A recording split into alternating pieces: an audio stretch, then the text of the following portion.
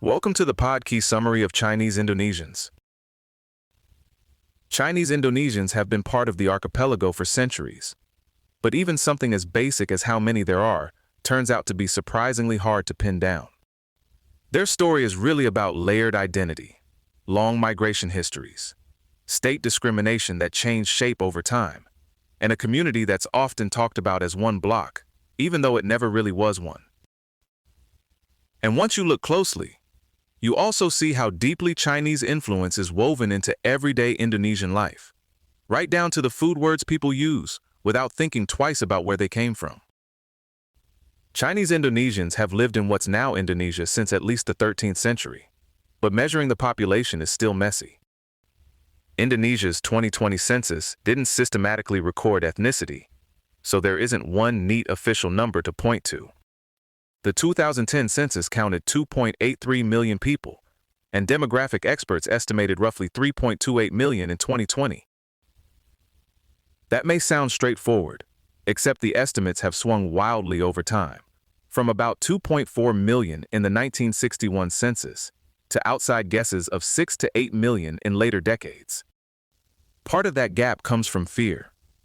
Part comes from mixed ancestry, assimilation, and the fact that self-identification doesn't work like a math equation. Some people are seen as Chinese by others, but don't identify that way themselves. And some families have histories that are so blended, the category stops being simple pretty quickly. Chinese Indonesian sounds like a tidy label, but in practice it covers a lot of different lives. Many people have mixed Chinese and Indonesian ancestry, and people place emphasis on different parts of their background. For some, Chinese culture, names, religion, or family origin remain central. For others, the primary identity is just Indonesian. There's also the older distinction between Peranakan and Totok, which used to matter more cleanly than it does now. Peranakan communities developed hybrid Chinese local cultures over generations, while Totok usually referred to newer migrants or foreign-born Chinese. But modern families often mix those traits together, so the old boxes are blurrier than the textbooks make them sound. This is also a migration story, and not a single migration story either. Chinese settlement in Indonesia was shaped by trade, colonial labor demand, mining, agriculture, and urban commerce. Hokkien, Hakka, Teochew, Cantonese, Hainanese, and other groups settled in different places. So what emerged was a highly diverse society rather than one uniform community. You can still see that regional pattern today. Hokkien speakers are prominent across eastern Indonesia, Java, and Sumatra. Hakka communities are especially tied to mining and trading regions like West Kalimantan and Bangka Belitung, while Teochew communities are especially important in West Kalimantan and the Riau Islands. Even in the Dutch colonial era, Chinese residents were viewed in contradictory ways, useful as commercial intermediaries, but also treated as a threatening foreign population. Batavia's Chinese population grew from roughly 300 to 400 people in 1619 to at least 10,000 by 1740, just before the Batavia massacre. One of the hardest through lines here is that anti-Chinese discrimination didn't stay fixed. It kept adapting to each political era. Under Dutch rule, that meant racial classification and forms of ghettoization.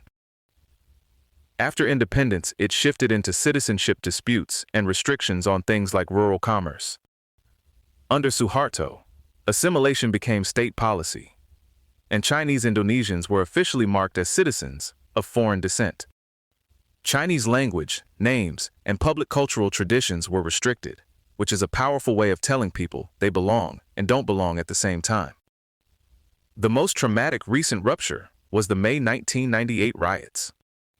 Chinese-owned businesses were attacked, reports documented mass sexual assaults, and tens of thousands of people fled. Between 1997 and 1999, estimates suggest as much as $20 billion in capital left Indonesia, which gives you a sense of how deep the fear ran.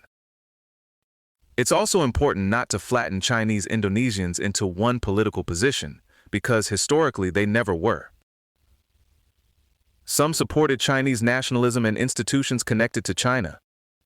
Others pushed for greater participation in Dutch colonial politics.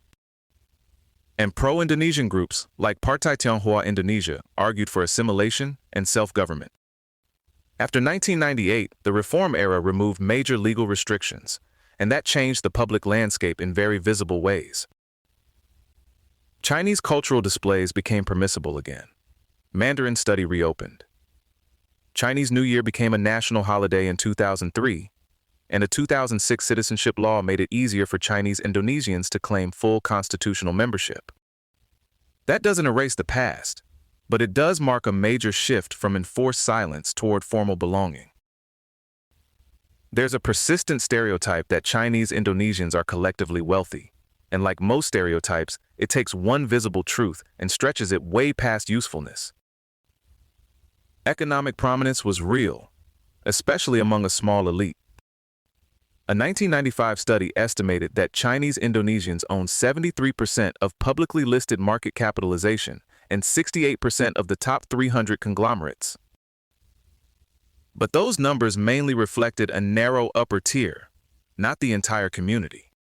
Under Suharto, Chinese business groups were encouraged to help drive economic development, while also being kept politically vulnerable through patron-client ties.